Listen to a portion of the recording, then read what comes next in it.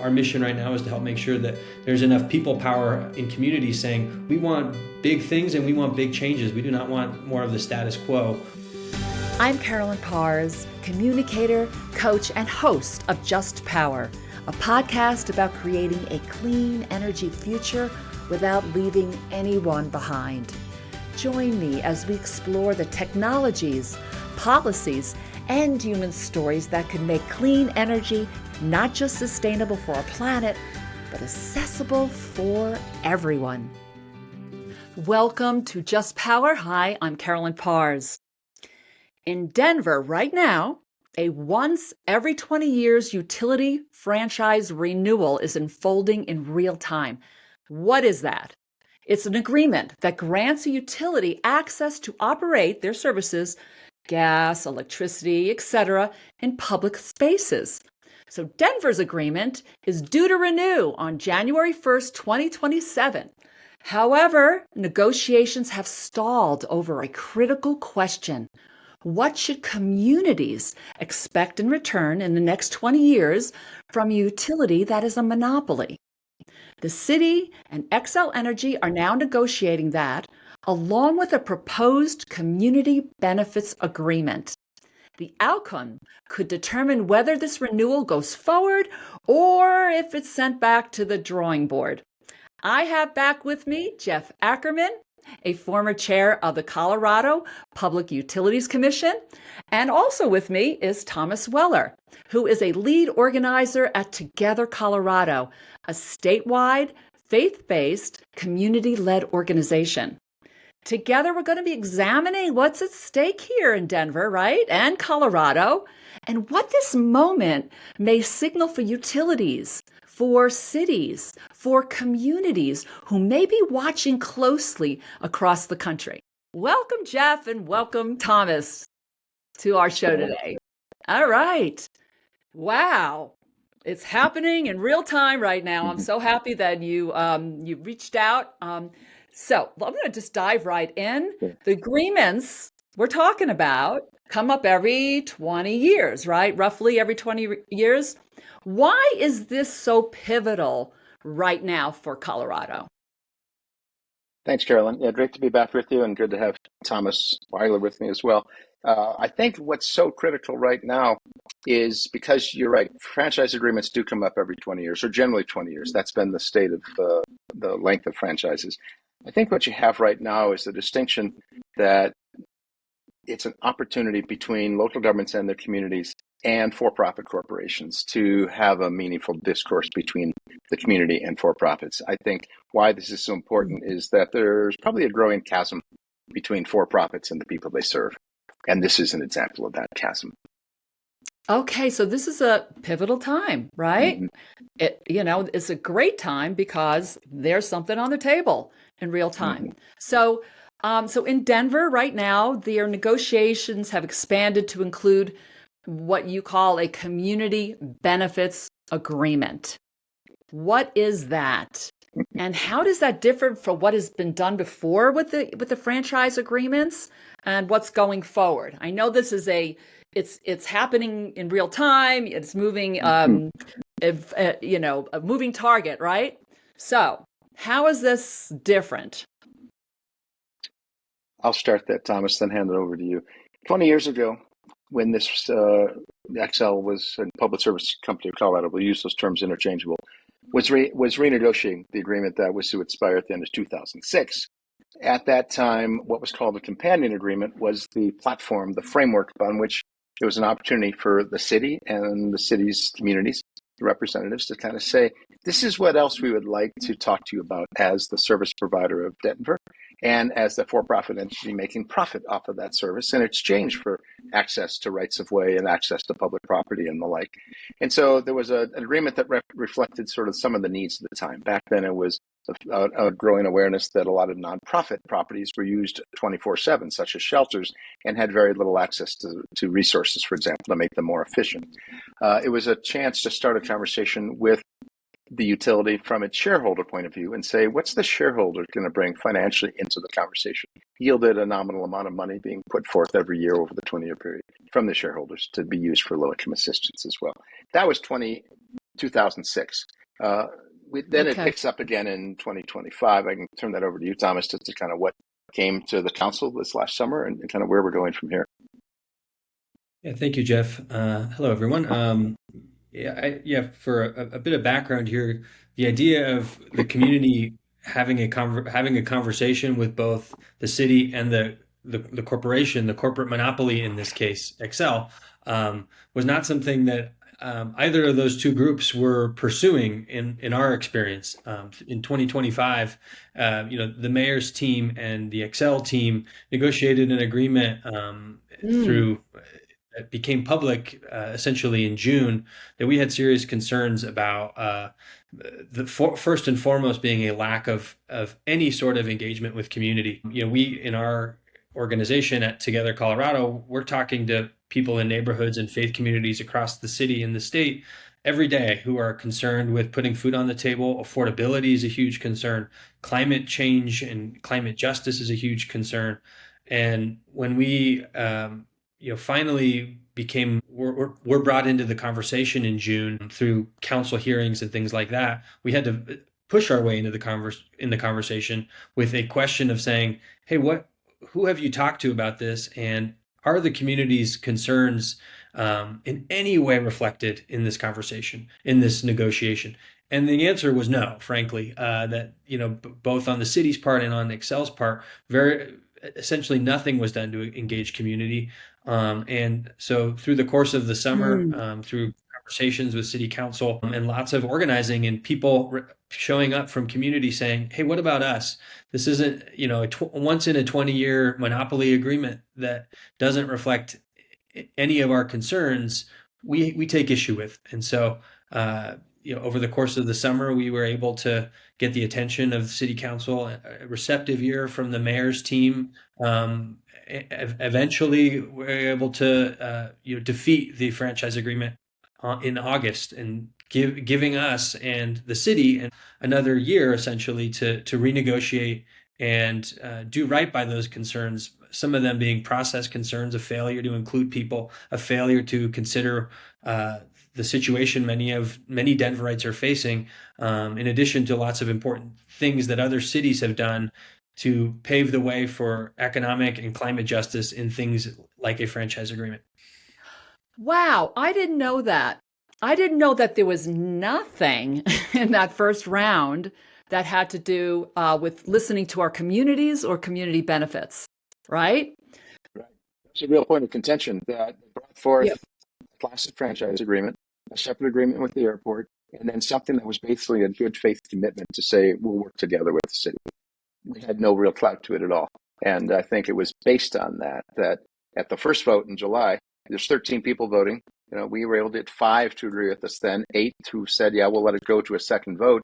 4 of those 8, though, saying, if you don't improve your game, Xcel, we're not with you. And then the second time around in August, I think it was very critical that those council people were woken up by our engagement and went back to their constituencies, ranging from small businesses to the airport itself, saying, how is the utility working with you? And what do you need out of this agreement? And we were able at that point to get 7 of those 13 votes to say, no, this should not go forward to the ballot for November of 2025. Okay. I hear over and over again, and I've said on my show over and over again from people that work with utilities like you, that even the utilities saying, listen to your communities more and more. That was the number one thing that came out of a conference. I believe eSource, right, said Right. Ben Nathan. And yet, Right.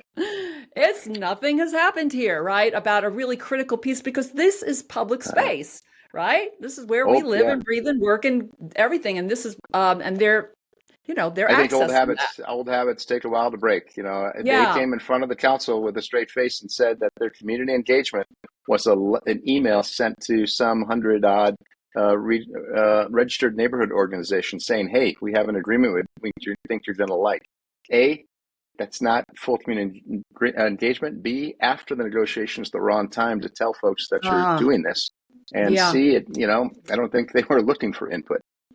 Yeah, that sounds like that to me too. I wonder if they park like utilities, right? They have their foundations, right? And their foundations often, give money to Hmm. nonprofits, right? And they often point to ratepayer and federally funded Hmm. programs for community investment, Sure. right? So it feels like it's so siloed here, right? Um, Well, that showed up. That showed up in what the utility and its and the mayor's staff brought to city council committee meetings. They have a committee process before it comes to a full vote of the full council. And when they brought it forth, the slide deck was sort of astounding. That one of the slides had a value of something in the neighborhood of $8.5 million coming in to serve those in need economically in Denver, and saying this is the utility's commitment to serving the poor. And if you unwound what that 8.5 million represented, it was federal money for bill payment assistance or energy efficiency assistance, or it okay. was ratepayer money that are collected voluntarily or otherwise, because there's now a system benefit charge that was collected from ratepayers. And so the utility's actual commitment in that 8.5 million was to be a conduit, that it was sort of moving money from one ratepayer to another, or taking money from Mm, taxpayers and benefiting other taxpayers. But the utility's involvement financially is anemic. totally. I want to ask both of you this question. What should it be, right? You're in a very pinnacle moment, right? To speak up, and you've gotten ears listening to you. We're doing a podcast on it. So what are you hoping for this change that maybe many other people, cities might be looking at this as a framework going forward? What do you Yeah, want? you know, I think I'll keep it at a high level. I think we want to see Excel show up like a good neighbor, that we don't have a choice about, but we want, time and time again across Denver, folks of every class and every race had serious concerns about the way a critical service we all need, gas and electricity in our city right now. Excel was showing up in ways that people had serious concerns about customer service, about questions about their bill, about outages, and time again in the franchise process here, Excel's tone was just trust us. We're doing great, and if you have questions, Mm, we'll solve them later. Instead of instead of a posture of really listening and saying we're here to do the right thing, we're here to do better. We affirm that there's things that need to be changed, and so through our organizing, we had to push and also ensure that the city, whether the city council and the mayor's team and various departments at the city level, were not just treating this as a rubber stamp agreement for Xcel to continue to, operate the power lines. We think that's very reflective of a lack of imagination. And instead, we think of this as a critical opportunity to reforge trust between community members who are hurting right now, and a really important for-profit monopoly service provider to make progress on goals that we have at Denver, whether it's taking care of people right now who are crunched by economic situation, affordability issues, feeling like they're getting pushed out. Others who have serious concerns about climate justice and resiliency. And so we think this is a critical opportunity for us to be at the cutting edge. Denver, we should be a leader in the whole country when it comes to a way utilities and the public can make progress. And so I think at a visionary level, that's what we hope to see from the utility and the leadership we hope to see from the mayor and city council, who are going to be the ones that ultimately vote on this before it goes in front of voters next November, if it gets to that point. okay. Jeff, do you want to add to that at all? Let me just offer a couple other thoughts. Thanks, Carolyn. And I'm speaking as a volunteer leader within this organization of Together Colorado. And I think what Thomas is articulating is there's an anchor there having to do with a vision of human dignity and a vision of understanding that Yeah. justice is always the core of that, and that justice always seems to be kind of on the tail end of the conversation.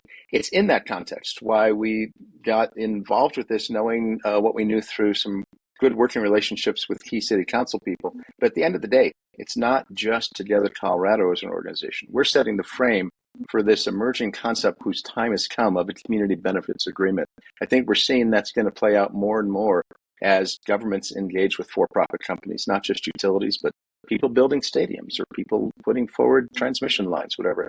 And in this case, to what Thomas said, I think we are building a frame and looking for others to help us fill the frame. Affordability is clearly a conversation we want to have with Xcel. What can we pilot? What can we do better? I think preparedness is a key issue. Climate's going to be more extreme to live in. That's going to be more of a hardship on people. Right. How are we sharing the responsibility of preparing for that hardship? The grid, the utilization of that distribution grid has always been a point of contention. From folks who self-generate and store, are there more creative ways? What do we learn from Ann Arbor, Michigan, of how you could do transactions more effectively? How could those with smaller amounts of money still participate in that, in like plug and play kind of devices that you can use the grid differently? I think that kind of innovation, we're looking for Xcel to be open and receptive to piloting innovation, even innovation in trying out different rate designs, different ways of engaging customers. And then ultimately the city itself has a list of things it's interested in that we won't speak for them, but ranging from data access to partnering on big projects, things like that. And then finally, it's a process conversation too. We're building a relationship here. Should it be 20 years? How often should we check in? What are the metrics we should hold the utility to? What metrics? What should be terms, conditions to say this relationship or this contract isn't functioning the way we expect it to, and we should renegotiate? Those are all legitimate things to put on the table. Okay. So that is a high level big list. And I know you're probably getting nitty gritty with it all, right? And helping sometimes the utility to think outside of the box because they've been doing the same thing for so long. And frankly, utilities, they're known for reliability, but not so much innovation. Okay. So they need community input and the public to know what's going on with their customers, their beloved customers. I speak to this all the time. So I'm right with you on this. So you're in these negotiations right now. And I like what you said. How could this, I'm just going to ask, break down? And to clarify, Caroline, we're not in the negotiations per se. We understand the mayor's team and Xcel, are in the negotiations themselves. They're the two parties at this point. And okay. We've gotten a good faith agreement from Mayor Mike Johnston to really shift the framework that the city brings to do more community engagement, to talk to folks across the city, to talk to what community needs, what workers need in an agreement like this. And so we expect those negotiations to really continue through the spring. And our push is going to be to make sure our community groups across the board can have a voice in those negotiations and have their priorities represented. And so that's a just process update. And certainly what could go wrong is we've seen it time and time again from corporations or utility providers. Are they going to try to maintain this posture that community engagement and community benefits aren't on the table? And if so, to what extent will our city leadership continue to believe that instead of following the example of so many other cities that have used franchise agreements to also innovate, to also protect things that we care about, whether it's human dignity or other things. And so it's really a question of influence and power. And our mission right now is to help make sure that there's enough people power in communities saying we want big things and we want big changes. We do not want more of the status quo, which really seems to be resonating. Can you name some of that, Thomas? Like you've been saying, we want a voice, we want big changes, we want dignity. And I know this is high level, and but I like. Can you be more granular on that? Like, what do you want? What kind of process? It's a process, frankly, I think, problem, right? Mm-hmm. That, it's an aftermath of, coming back to the community saying, oh, you're fine, right? We've already put this through. We'll take care of you. But that's not how it goes. We want that input at the beginning, right? Which is so key in equity, because many times they may not understand what all their customers need and want in their communities. So could you speak a little bit to that?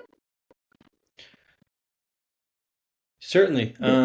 Yeah, I mean, I think the status quo approach from a company like Excel could be, let's just send a survey out and check the box, as opposed to saying we're going to go and be present in community meetings. Or really, I actually put more of the onus on city council and the mayor's team, right? When Mayor Johnston really wanted community feedback and input on things like, his housing project at the beginning of his term. He led community meetings in every city council district in the whole city and heard from thousands of Denverites. And Okay. I think it helped shape better policy because of it. And so, Excel has a role to play in it, but actually, I think this is more of a burden on our elected leadership, city council, and the mayor's team, Hmm. and a real frustration from city council, who, when they learned about the last year's initial proposed Excel franchise, which was defeated, they were frustrated because they did not have time to actually go out and engage their community on that Oh, okay. concept. So it was way too late. It was rushed and forced. And so Mm. now in December 2025, January, February of 2026, we think there's a really critical moment where our elected leaders should be coming to us, coming to neighborhood groups, coming to faith communities, and Okay. saying, "What? There is a window here for us to have a conversation with our utility provider in a different way than we can outside of the franchise. What do you want in it?" And so, community meetings like that, we think, would be a critical way for our city council and our mayor to understand what is really happening in neighborhoods and what they should be fighting for when it comes to these negotiations. Got it. So So that was real. Yeah. Jeff, did you want to add anything to that yeah, or? that's well said. I would say I've been around as a commissioner, as an advocate in front of the commission, as someone who actually worked for the utility for a period of time. That the challenge is these conversations often fall into what happens with a lot of good attended conversations. People fall immediately into old habits, old traps. And so let's say Yeah. we put affordability on the table. Immediately the utility says, well, you're coming after me for a pound of flesh. And it sort of breaks into you already think you know what I'm going to ask. Well, instead, what if we were to say, no, let's identify what we think are common concerns. The one that we have used as an example is we know that 10 to 20 years from now in Denver, there's a good chance we will have more extreme heat days than we have today, and more in a row. And if you have to live through 3 to 5 days of extreme heat, and you are somebody that's, say, on medication, and you're a limited income and you're on medication that makes you less accommodating in your body to extreme heat, or you're disabled, or you're elderly and you don't have access to air conditioning. The city is already taking many of its rec centers and the parking areas around its rec centers and putting solar there. We have an opportunity to take an asset we already have, work with a utility that knows how to manage grids and could make access and building of a islanded microgrid around rec centers more amenable, just by saying what role could they play without having to make that a profit opportunity, but make it a service opportunity. Put storage there, put solar, and say, how do we island rec centers as emergency heat relief centers across Denver? As an example, what's that look like? Who would play what role? It's not utility, you do it all, and we point at you and tell you, do it faster, higher, bigger.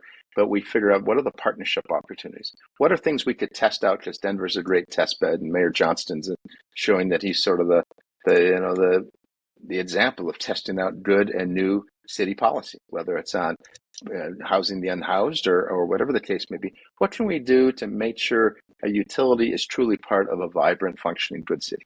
That's what we're Yeah. kind of asking. That's innovation. Yeah, that's Right? what we're looking for. And you can do a pilot on this, right? To see how Lots it of works. pilots. Yeah, Right, exactly.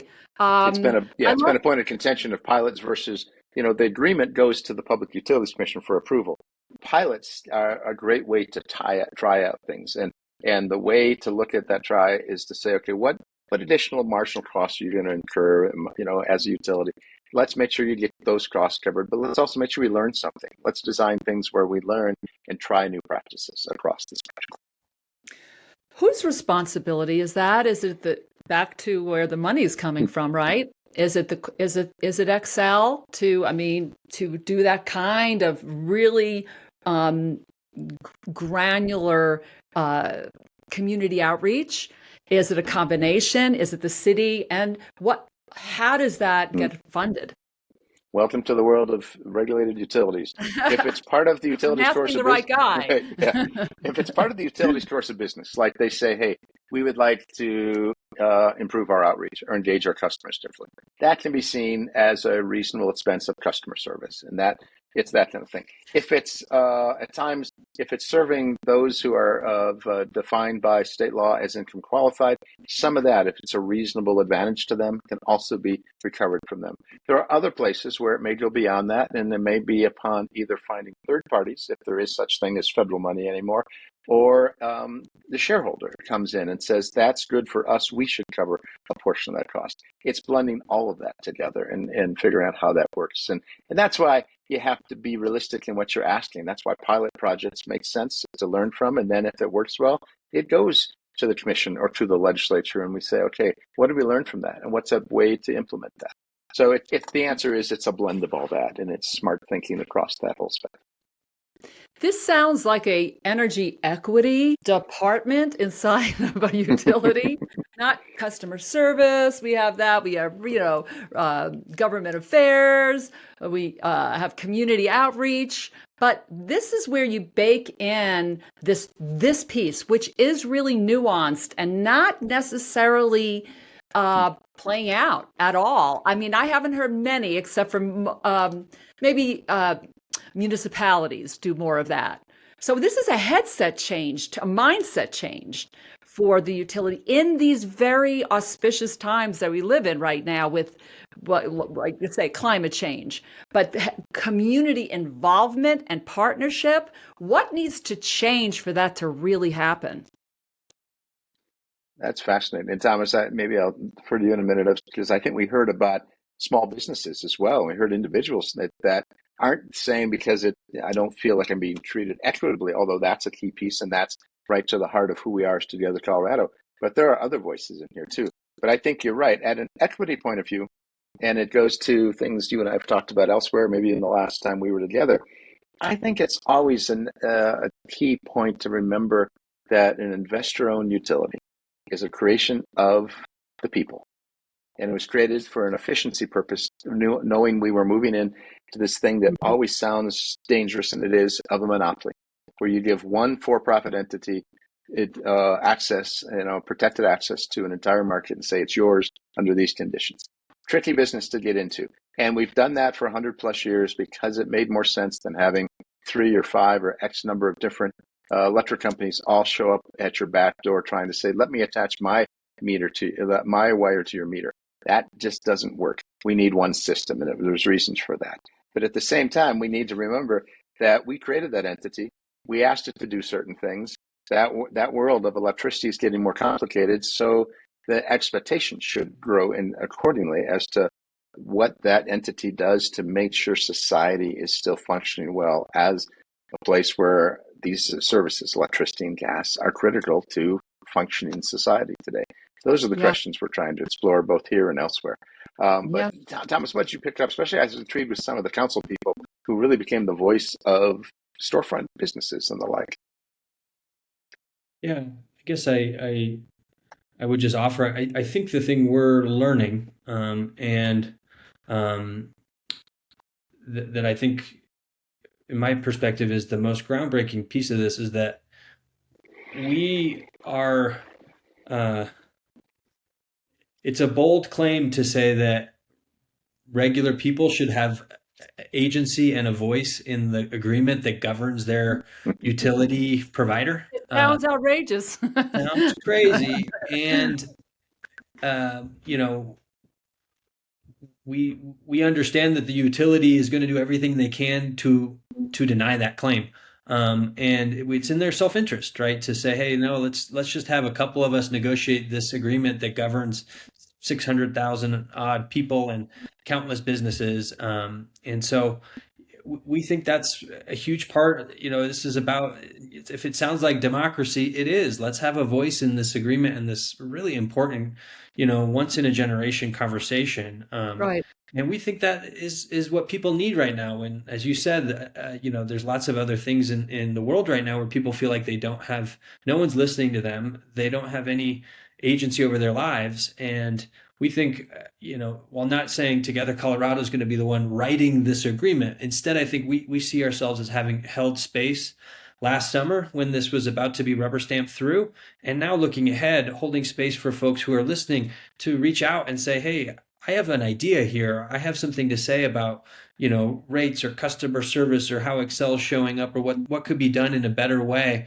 to benefit all parties. Because similarly, when the for-profit utility isn't listening and has its own blind spots, we think this could be an opportunity if they show up in good faith to actually do better and deliver on the promises that we would expect from a partner like them.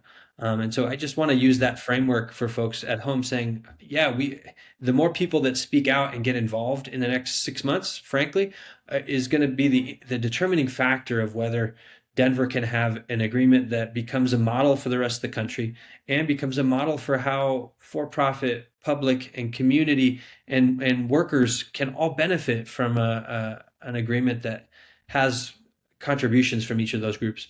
Yeah. Yes, a few things there. You go to the Colorado Energy website and you see a whole section, a whole page, a whole discourse on energy justice and how Colorado is a leader here, right? I had on Will Torr a couple of podcasts, and he talked a little bit about what he's doing. So this is really living into that. And if we want to be the leader and be really a pioneer, frankly, in this, it's cases like these that are come out publicly so that we can really create some, maybe even the processes, the playbook for other cities and other states to do the same. So I just wanted to say that piece because I'm calling out all of our, policymakers, even our governor, our mayor, all really to say, just say yes. So back to what you said, Thomas, like if another city or someone is listening, right, and saying, and they say they have a franchise agreement that's 5 years, 3 to 5 years down the road, what should they be paying, based on what you're doing right now, what should they be paying attention to now? Right now. Yeah, I think the conversations I think that were missing in Denver last year are the conversations where the city, whether it's a city council, a city manager, a mayor, who are the parties that are going to be negotiating with your utility provider, and how are you thinking 2 to 3 years in advance about what are the objectives that are based on what community wants, that could be North Stars in those negotiations, and how willing are you to look at what other cities have done across the country that could also be models, like we hope Denver will be in a variety of areas, but there's lots of other cities, as Jeff mentioned a moment ago, places like Ann Arbor or San Diego, who are also saying, let's explore what we can do and what are our top priorities. So getting ahead of the timeline and not just having, I will put quotes around this, but the amount of times we heard last summer, this is just a formality. This is just a cut and paste agreement that we have with 100 other cities in Colorado that there's no room to negotiate on. We know that's just not the case. And we think that argument is, just needs to be combated head on, saying, no, this is every city and county will have its own version of a franchise agreement that could be a space for a conversation like this. Yeah. Jeff, anything you'd like to add there? You're right. There's a standard piece to all of this. I mean, a classic franchise agreement of saying, how do you get access to rights of way and use public land, and who pays for the electricity that goes into traffic lights and street lights. That's the cut and dry piece. Everything else is the 21st century relationship between a utility and the people it serves. Yeah. And that's what we're trying to articulate. And to your earlier point, it's putting justice at the core of it instead of as an afterthought, too. Yeah. That's what it's going to take, to what Will Torr might have been talking about energy justice. The answer to energy justice is you integrate it into the way we do business versus saying, oh, by the way, now that we're done, let's put a little icing on the cake that we baked. It's a little too late for that when you're thinking about it after it's all said and done. Totally. Yeah. I mean, it's really in the design stage that should be happening, right?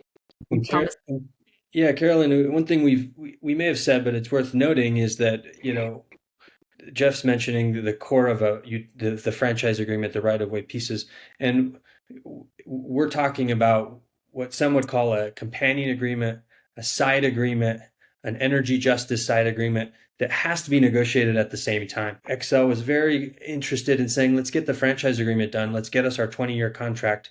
And then afterwards, we can talk about these other things. But the reality is the moment a municipality is in the franchise negotiation is where we have leverage to actually come up with a side agreement, a companion agreement. You could call it whatever you want, frankly, but we want to make sure that we understand. We're very clear that a franchise agreement may not be the place to talk about, ratepayer pilots or, Right. micro resilience grids, but they can be part of a signed and binding side agreement, companion agreement Exactly. that is where we can accomplish other goals, and they cannot be separated, or else, frankly, the community has no leverage. And Xcel in this case, or any other utility, would have zero skin in the game to come back to the table and say, next year we'll talk to you about how we can, protect against wildfires and resiliency, or how we can help make sure, workers and their union contract get more benefits next time around. It's got to happen in this moment. It's when we've got the leverage. Okay. Is there a business case for utilities in this? So it's a win-win instead of like here we go again? It's a fascinating question. I mean, it does reflect that a utility inherently is a for-profit entity, and even its customer service center or its subgroup of customer service that's focused on the poor is still a business unit and has to submit a budget and explain to the higher ups why it deserves to exist. And I think in that context, the business case, you can always make a business case for reducing bad debt and arrearages and not incurring all the costs that, although we've automated a lot of the system, you don't roll trucks anymore to shut off people and things like that. There's still a business case, in my opinion, and I think the economics and finance points it out, that if you have customers that may struggle to pay 100%, it's better to have them paying something than nothing at all. And it's better to have some revenue coming through than no revenue at all. That's the fundamental business case. The second business case is the one in why sometimes that language almost makes me bristle a little bit, is because we often kind of fall into, wait, does this make good business sense? Well, does it make good human sense to not treat customers this way? Does it make good human sense to have a society where people are struggling for the basic elements of a functional life? And we say, I'm sorry, that's not my problem. I got to honor my shareholders who give me, and buy my stock, and I need to feed them a dividend on that. Well, we need to rethink that premise, is what we're trying to say, and that this should be, again, anchored into your fundamental reason for existing, especially as a regulated monopoly utility who's been given a special status. It's a little different than asking Kellogg's to make sure all of its cereal is at reduced price for people. That's a little different story. We're talking about basic human needs here of a regulated monopoly. This is at the crux of it all, what you just said, both of you, right? This is the human side to energy. And this is going to play itself out even more. You're hearing case studies on this. You're working on something else, Jeff. I just want to say a little bit about that because you have your hands in other things. I know I'm just going to make a pivot and come back to what people can do. But you're working on a bill right now. And I promised my listeners I'd ask you this question. How's it going? I'm very excited that it's true that, still while wearing my volunteer nonprofit hat, although from relationships I've built over the years, found that the good Senator Kathy Kipp out of Fort Collins, who is quite a champion on a lot of fronts, both on energy and education and social justice policy. Her and I have been talking about an idea that she's enamored with and wants to make it her number one pre-filed bill. And the concept is this, is that it's an aspect of what we're talking about in this conversation, that an investor-owned monopoly utility has 100 plus years run at a really great arrangement of a protected market, basically lays out its costs and gets a near guarantee that all its costs will be recovered, and earnings, and that it'll get earnings. That's a pretty sweet deal. In exchange, it's been asked to offer safe, reliable, effective, and generally affordable service. What we're saying in this bill is it's time to up that relationship and say, in a world now, 100 years plus later, electricity is such a critical part of living. Let's make sure that it's as affordable as possible. And there's many ways to do that. But the first way is to have a utility on its own initiative in its next filing of a rate case to define in its rate case what is the first allotment of electricity that all poor people would use no matter what their status is. At a minimum, everyone's going to use 300 or 400 kilowatt hours, some number probably like that. And what would it take to calculate the same way when they attract a new large customer with a marginal cost rate to sell that first allotment to income qualified people at that lowest or marginal cost rate that says, let's make sure that the variable cost of delivering that is covered, but we'll presume the fixed costs are already covered elsewise. To make that first allotment as cheap, as affordable as possible, so then you start to build tiers. You do that, and then let's get more solar out there, community solar that's targeted to low income, and then let's put those percentage of income programs on top, and then let's put bill payment assistance where it's needed, making sure the homes are efficient. Now we have done the energy justice by comprehensively looking at what it takes to reduce energy burden on the least able to pay. So the bill is to that first piece of what we're calling that first allotment of residential electricity, or a fair service amount. Wow, Yeah, these are all connected. You know, it's all intricately connected. So thank you for that update, and we're going to stay on top of that with you. Coming full circle, Thomas, what do you want people to do? You said we want people's voices. Here's a time to do a call out, right? What would you like our listeners to do, and how we can help promote and get those voices heard in this, really important time? Yeah, I think it's a pleasure being with you all today. It's in 2026 there'll be the first 4 to 5 months of 2026 we think will be critical for folks to get involved. Right, first of all, ask your neighbors. Right, we got to check in on each other generally right now, and see how we're doing. And secondly, it's an important time. We'd invite everybody in Denver to ask your neighbors, ask your block, ask the folks in your faith community, in your school, what they want to see changed. What kind of impact do they want to have? What will be their evaluation of the relationship they have with their utility provider right now? And our mission is to channel those voices. We're hoping to have opportunities for community engagement in the next 4 to 5 months. But also don't wait for us, right? Contact your city council member, contact the mayor's team and say, hey, here's what we want in the Xcel franchise agreement. Here's our idea, or here's our list of things we want changed. And for folks who want to connect directly with Together Colorado, we work with faith institutions and community groups across the state on issues of human dignity, and this being one of them. So if you're in Denver and are connected to a faith community, a registered neighborhood organization, or other community group, and want to connect with us, we'd love to have folks reach out at togethercolorado.org.